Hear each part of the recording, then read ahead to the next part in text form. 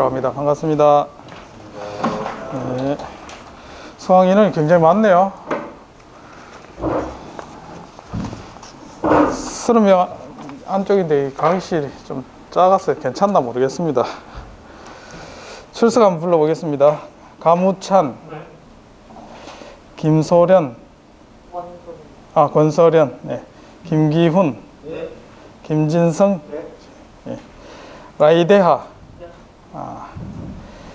박종천, 박준현, 신우상, 알버트 폴로즈, 왕샹페이, 이자스리칸트레디, 장준석 안 보이네.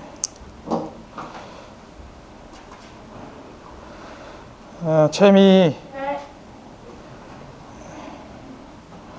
코리타라나 빈쿠마르, 펑지션, 김동률, 라즈키란, 최치우, 황영규.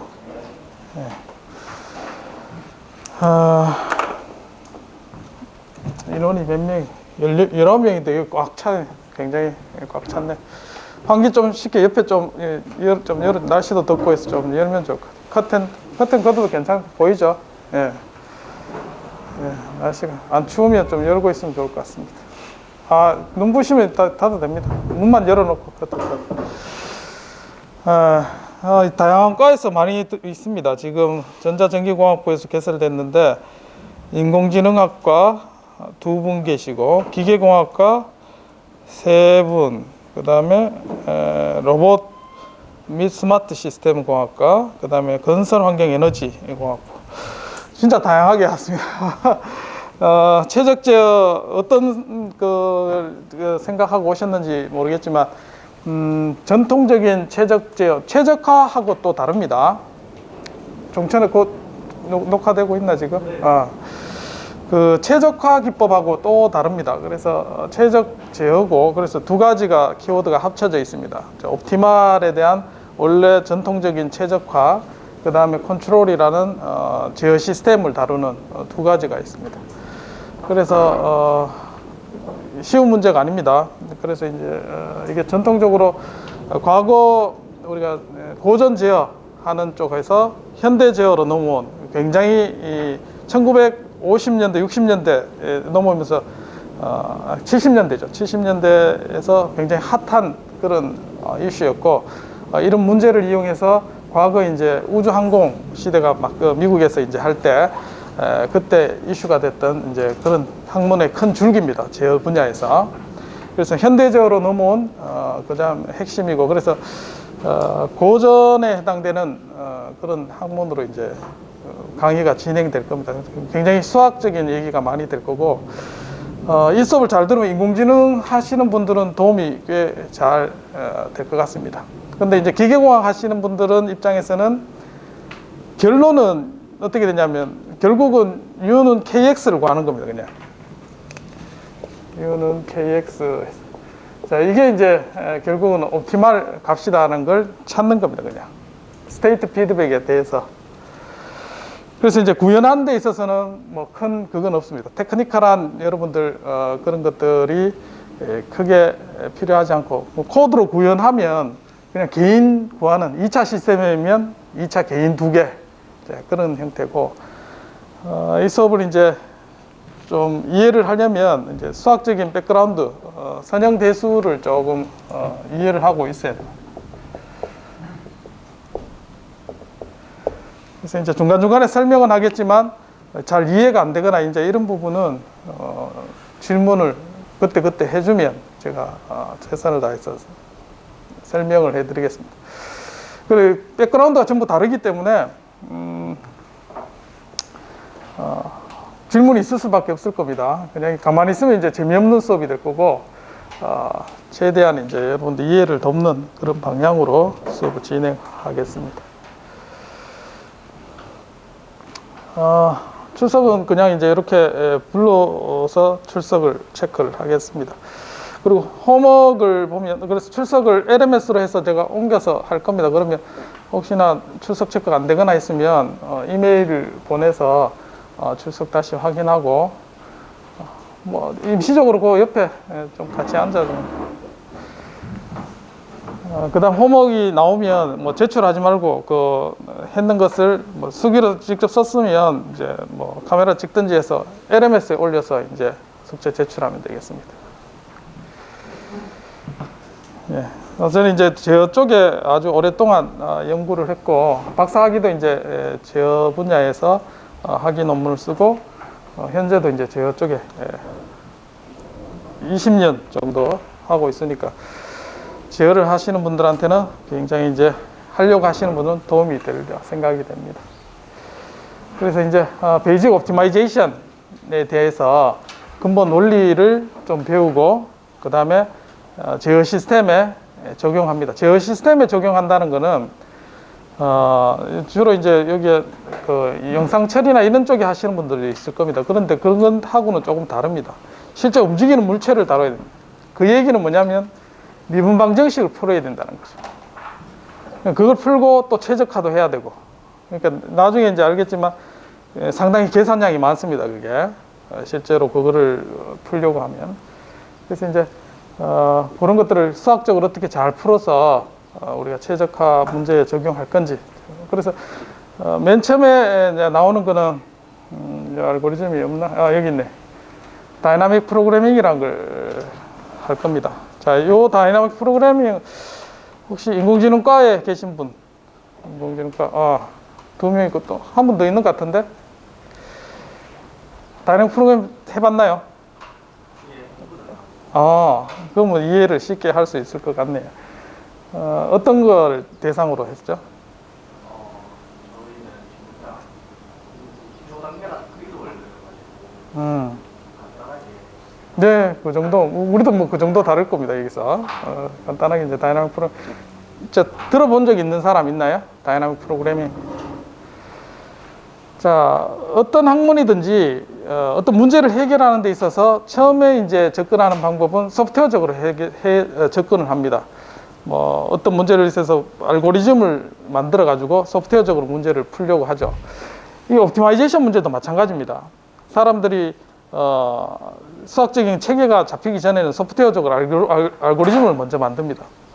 수학을 꾸준히 이제 진행하다 보면 이게 알고리즘 푸는 게 이제 체계적으로 풀 수 있겠다 해서 수학적으로 이제 체계화됩니다. 지금도 이제 인공지능 같은 경우는 알고리즘으로 많이 이렇게 문제를 풀죠. 그럼 체계화 되려면 수학적으로 설명이 되는 그 단계에 지금 지나고 있는 상황인 걸로 이해를 합니다. 그래서 이제 옵티마이제이션은 이때 이제 베리에이셔널 캘큘러스 베리에이션이라고 얘기하죠. 그래서 이제 옵티마이제이션 문제를 푸는데 수학적으로 해서 접근해서 체계화 시켰습니다, 지금. 그래서 이제 양대 크게 두 개 주류에서 풀었는데 결과는 똑같다, 이제 그렇게 나온 거죠. 그래서 수업 시간에 우리가 이제 두 가지 어프로치를 해서 했던 결과가 결국은 똑같은 문제다라는 걸 이해를 하면 여러분들 이제 최근에 나오는 옵티마이제이션 툴이나 이런 것들도 이해하기 상당히 용이하게 됩니다. 여기 보면 이제 요또 같은 이제 어프로치가 펀트라이젠의 맥시멈 프린시플이라는 걸 나중에 배우게 될 텐데 이제 요 어느 나라 사람 같나요? 펀트라이젠 한번 찾아보기 바랍니다. 어쨌든 수학 쪽이 강한 쪽이 이제 뭐 과거에는 이제 프랑스, 그다음에 러시아 이제 그런 쪽에 강했습니다. 그래서 요 시대는 그런 쪽에 학문 분야에 있던 그런 내용이 많이 포함이 되어 있습니다. 자, 그런 내용을 다룹니다. 그래서 굉장히 수학적인 내용을 포함하고 있고, 그 다음에 실제로 저 소프트웨어 툴을 이용해서 구현을 해볼 겁니다. 그래서 숙제가 이제 그런 식으로 나갈 거고, 교재를 보고 여러분들이 이론을 이제 수업 시간 배우면 실제로 이제 구현하는 숙제들이 나갈 겁니다. 그럼 이제 여러분 편한 대로 파이썬이 편한 분은 파이썬을 써서 구현을 하고, 매트랩이 편하면 매트랩을 구현을 하고, 자, 그렇게 하면 되겠습니다. 자, 오늘은 어쨌든 제어 시스템과 옵티마이제이션에 대한 어떻게 흘러왔는지를 아웃라인을 설명하겠습니다. 자, 전통적인 제어는 크게 이제 두 개로 이렇게 나눠졌습니다. 이제 오픈 루프 컨트롤, 클로즈 루프 컨트롤. 요거는 많이 들어보셨을 거예요. 자, 오픈 루프는 피드백이 없는 겁니다.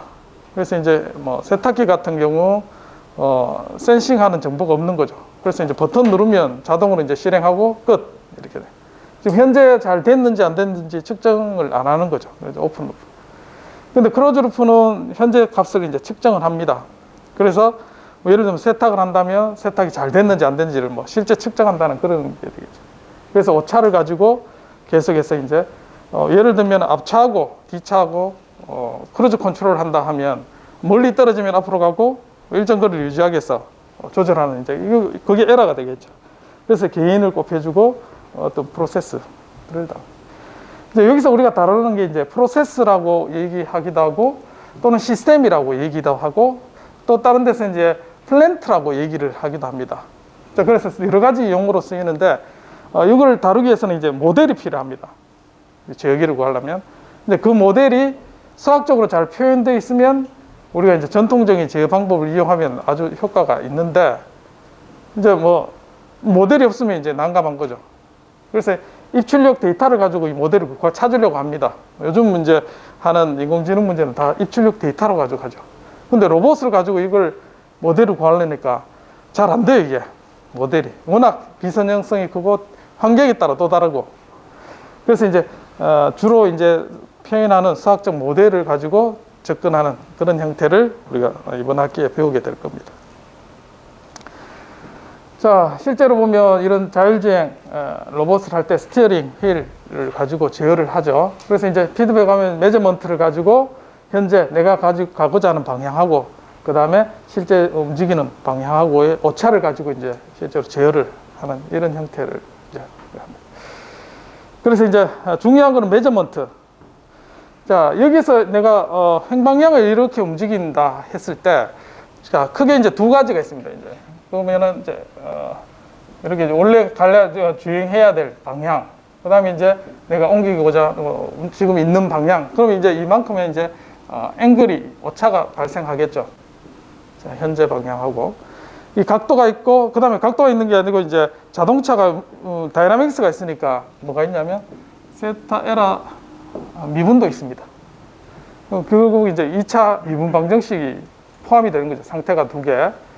자, 이런 걸 가지고 내가 측정할 수 있는 게 뭐가 측정하냐? 센서를 가지고 얘 두 개 다 측정 가능하면 핸들링하기 좋습니다. 근데 내가 지금 현재 각도만 이게 측정 가능하다. 센서를 가지고. 자, 그렇게 되면 얘 정보 없이 어떻게 내가 제어를 할 건가? 그런 문제가 생겨버립니다.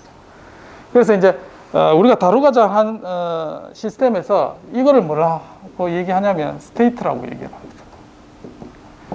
그래서 내가 다루고자 하는 시스템에서 스테이트를 뭘로 해서 뽑아내느냐, 이 스테이트를 가지고 미분 방정식으로 어떻게 표현할 수 있을까? 자, 그렇게 되면 문제 해결이 굉장히 쉬워지는데 이 스테이트를 뭘로 뽑아내야 되는지, 다이나믹스가 어떻게 되는지, 이제 그게 이제 관건이게 돼요.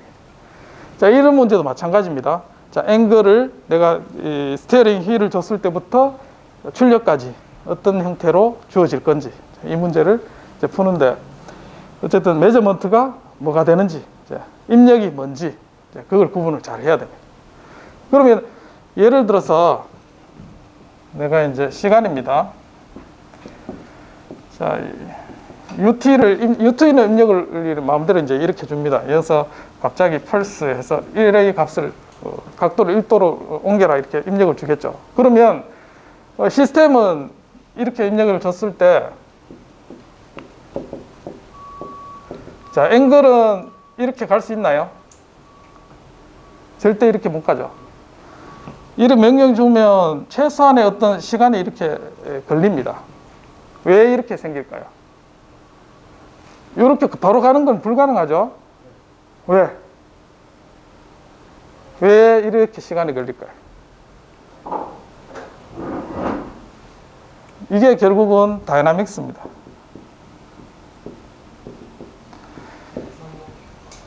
예? 뭐라고? 선형하고 비선형하고 상관없습니다. 선형 시스템이라 하더라도 이게 시간이 걸려요. 왜 그런지 한번 볼까요? 자, 세타 미분은 만약에 세타 플러스 U, 자, 이렇게 미분방정, 얘가 세타 다시 있다 있죠?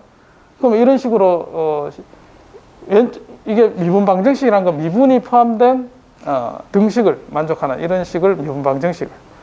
자, 이거 풀면은 얘가 어떻게 되냐면, 세타 t는 뭐해서 exponential 마이너스 t, 뭐 이걸 포함하는 어떤 식으로 형태로 쭉 나옵니다. 그래서 1, 마이너스 뭐 이런 형태가 되겠죠. 자, 그러면 이게 이제 0일 때는 0이죠. 요 시간대. 그래서 시간이 지나면 쭉 올라가면 이 값이 없어지죠. 없어가 1로 쭉 올라가는 이런 형태가 됩니다. 자, 그 얘기는 뭐냐면 이 미분방식 풀면은 이 안에 여기 1이라는 숫자가 여기 포함이 되어 있기 때문에 여기에 결국 이 시간이 걸리는 거죠. 그러니까 이런 문제 때문에 얘를 적당히 잘 조절을 해줘야 됩니다. 근데 얘는 가라고 명령 줬는데 안 따라가는데 또 방향을 흔들고 하면 이게 이제 차체가 제대로 명령을 못 따라가는 거죠. 자, 그런 문제를 우리가 잘 다뤄야 된다. 흔히들 이제 영상 처리나 이렇게 하시는 분들은 뭐 반응이 그냥 바로바로 오죠.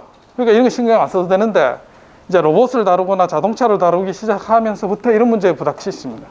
그럼 이거를 도대체 어떻게 해결해야 되나? 그냥 늦게 힘을 주면 되느냐? 자, 그렇게 해결이 안 되죠. 그래서 이걸 시스템을 잘 이해를 할 필요가 있습니다.